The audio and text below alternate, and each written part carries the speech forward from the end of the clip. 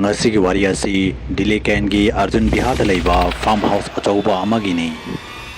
mayamna hainabadi Arjun Bihar colony asi yum sadringi mamangda mongpham oirami haina hainai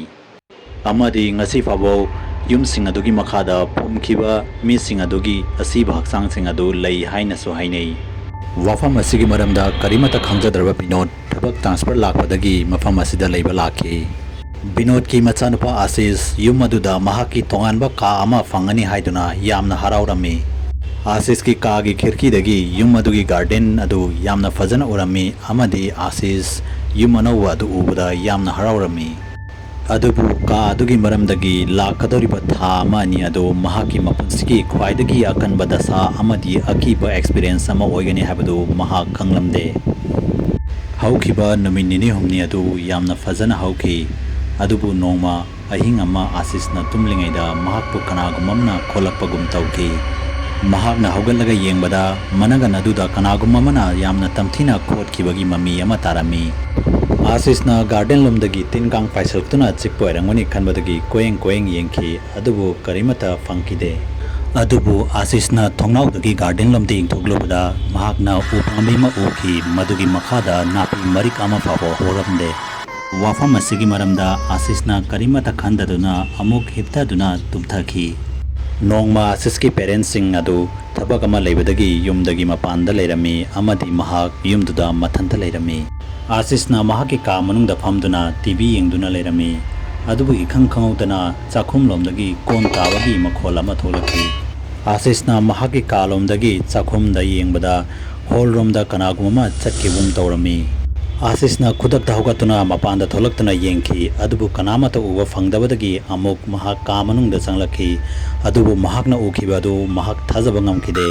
mahakna garden aduda hobo upambi achauba adugi masa amada asiba ma yanduna leiramba uki adubu asiba adu mikup amada mangki Asisna mado urubadagi kimanbadagi masadu yamna thukatlami Asisna mamaga mapaga lakpaga mamaga mapagada wari adu loinamak tamlami adubu Asiski mamaga mapagana mathanta leibana kibadagi ubu oiramgani haiduna khandokhi matamna hojinkibaga Asiski hakchang adu anaba henjilakhi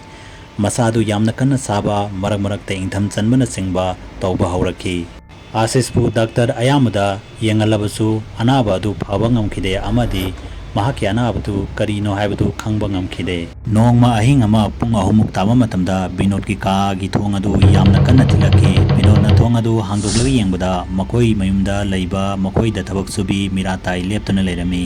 miratai na yamna kina mahaki rum manungda mi ama changlaglaga mahaki makhnaw metuna yum adudagi chatkhinaba haina haira haina mahakna Binod ta tamki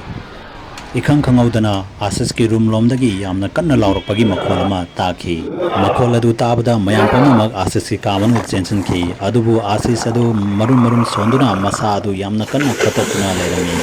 Asiski mamana mato adu ubuda mahaki manakta chensinki adubu Asis wanthaduna taki mado pamnamak uraba matungda Binodna mahaki mayumda phattaba thawai ama leire haibasi mahakna thajaki Gobinna nonganbaga maiba ama koraktuna mayim adu yengthokhanki adu maiba aduna hairakpadi Asiski phom makhada mongpham ama lei amadi mongpham aduda phomkhiba misag adu ngasi phabo mahaki mathwai adu koipai paiduna leiri haina hairakhi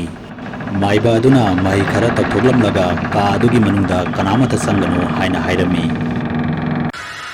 matam kharani Asis mama mapagi ka manungda makhoi pulap tuminarami tha ani ahumgi matungda Asis amadi mahaki family yum adubu thadoktuna chatkhi yum amadi mafam adubu thadoktuna lakhibadagi Asiski haksang adu khara phagatlami adubu Asisna upambi aduda yanduna leiramba asiba adu ngasi fabo kawba ngamdaduna leiri wari asibu mayamna pambirabadi channel asibu subscribe tawbiramo amadi video asibu like and share amamantu tabiramo